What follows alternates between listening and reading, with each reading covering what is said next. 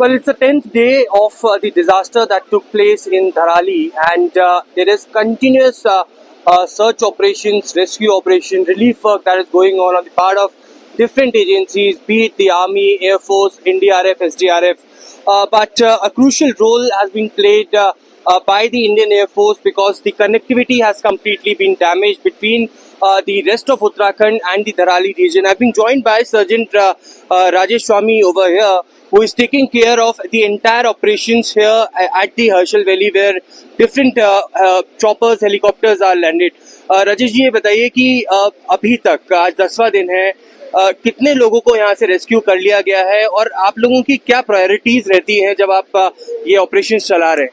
Sir, अभी तक last 7 से 8 दिन में जितना भी यहाँ पे रेस्क्यू ऑपरेशन चल रहा है एयरफोर्स, आर्मी ने सबका, आईटीबीपी का, अप्रोक्सीमेटली 1000 से 1200 लोगों को हमने यहाँ से रेस्क्यू कर लिया है। जो यहाँ के लोकल्स है, जो यहाँ पे आसपास के लोग हैं जहाँ पे कनेक्टिविटी टूट गई है या उनके जो भी खाने का सामान है ख़त्म हो गया है, कंटिन्यूसली नीचे बेसिस से यहाँ पे एयरक्राफ्ट में हमारे सामान आ रहे हैं, जो यहाँ पे लोगों को राशन वगैरह सारी सप्लाई देने की पूरी अपनी कोशिश कर रहे हैं। कौन कौन से एयरक्राफ्ट इस वक्त आप लोग यूज कर रहे हैं ऑपरेशंस में? सर, अभी हमारे चिनूक, मी-17 ALH एयरक्राफ्ट यहाँ पे लगे हुए हैं, पीछे बेसिस में अदर एयरक्राफ्ट लगे हुए हैं जो एयर सपोर्ट से सामान ला रहे हैं नीचे दारासू बेस से, और वहाँ से आगे ऊपर सप्लाई हो रही है चौपर। क्या सॉर्टीज करने में भी किसी तरीके की दिक्कत आप लोगों को फेस करनी पड़ रही है? इस करने में सर काफ़ी सारे प्लान्स होते हैं, बहुत सारे क्लियरेंस होते हैं, उसके बाद में जैसे ही पीछे से वेदर अगर डाउन है तो यहाँ पर हम लोग वेट करते हैं। किसी दिन पूरा दिन निकल जाता है कि वेदर की वजह से जहाज आ ही नहीं पाता है, तो अगले दिन वो एक्स्ट्रा लोड बढ़ जाता है। बट हमारे पायलट्स है मॉर्निंग 5 o'clock 6 o'clock से वहाँ पे वेट करते रहते हैं। जैसे ही उनको 30 मिनट्स का भी अगर वेदर विंडो मिल रहा है, इमीडिएटली वो लोग अप्रोच कर रहे हैं यहाँ पे और प्रॉपर हमारे को सपोर्ट दे रहे हैं। If we pan around and show the entire valley over here, this is the Harshal Valley and this is the camp of the army. You can see all around it's been surrounded by the mountains. जब approach करते हैं कोई भी airplanes तो किस तरीके की दिक्कतों का आप लोग सामना करते हैं? सर, जो आप माउंटेन वैली के सामने देख रहे हैं, ये हमारा अप्रोच साइड है जहाँ से दारासू से एयरक्राफ्ट है वो एंटर करते हैं। तो जो आपको अभी क्लाउडिंग दिख रही है, ऑल ऑफ सडन 30 मिनट्स या 40 मिनट्स में सारी क्लाउडिंग नीचे यहाँ पे शिफ्ट हो जाएगी, जिसकी वजह से वैली स्पेक हो जाती है एकदम। तो कई बार हमारे एयरक्राफ्ट को यहाँ पे वापस रूट बैक करना पड़ता है। बहुत सारे उसमें एफर्ट्स लगे होते हैं, फिर भी कोशिश करते हैं कि मैक्सिमम यहाँ पे हम लैंड कर सके, चीज़ों को सपोर्ट कर सकें। एक बहुत ही अच्छा आप लोग काम कर रहे हैं, लोगों को रिलीफ पहुंचा रहे हैं, लेकिन इन 10 दिनों में पर्सनली आपसे पूछना चाहूँगा, ऐसे कौन सी केस स्टडीज आपको ध्यान है जिनको आपने यहाँ से रेस्क्यू किया और एक ऐसी जगह पर पहुँचाया जहाँ पर उनकी बड़ी हेल्प हो पाई हो? यहाँ पे मैक्सिमम जो हमारे पास है वो है प्रेग्नेंट केस है, जो लेडीज़ के आ रहे हैं थ्रू आईटीबीपी। उनमें यहाँ पे डॉक्टर अर्चना मैम आईटीबीपी के, जिन्होंने यहाँ पे काफ़ी सपोर्ट किया है हम लोगों को।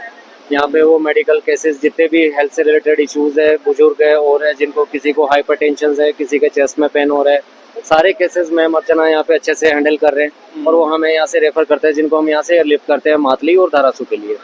प्रेग्नेंट लेडीज सबसे पहले प्रायोरिटी रहती हैं, सिविलियंस प्रायोरिटी सबसे पहले प्रायोरिटीज प्रेग्नेंट केस, सिविलियंस है, बेशक सिविलियंस हमारी ऑलवेज प्रायोरिटी है सर।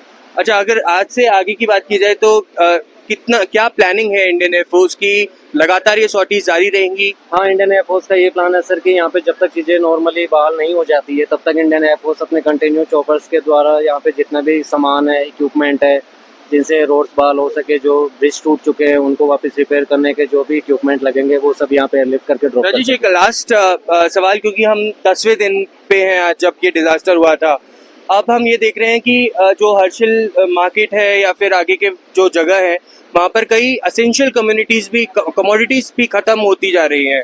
लोगों के पास गैस, राशन, पानी भी कम पड़ता जा रहा है। जनरेटर्स, इलेक्ट्रिसिटी, कम्युनिकेशन, ये तमाम चीज़ें हैं जो बाधित भी हो रही हैं। क्या उसमें भी इंडियन एयरफोर्स मदद कर रहा है और किस तरीके से कर रहा है? इंडियन एयरफोर्स जैसे लाइट्स वगैरह के यहाँ पे इशू आ रहे हैं तो प्रॉपर यहाँ पे जो सिविल एजेंसीज है उनको फ्यूल सप्लाई कर रहा है नीचे बेसिस से लाके।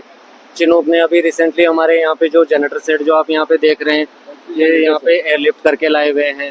नेटवर्क से इश्यूज है, जो भी इंजीनियर्स की टीम होती है, जियो, एयरटेल, BSNL, उन लोगों को भी यहाँ पे इमीडिएटली पहुँचाया जा रहा है। उनके लिए जो सामान है वो अरेंज किए जा रहे हैं, इक्विपमेंट नीचे से लोड आता है कि यहाँ पे लोगों को अपनी जो भी सेवाएं हैं वो वापस नॉर्मलाइज हो जाए।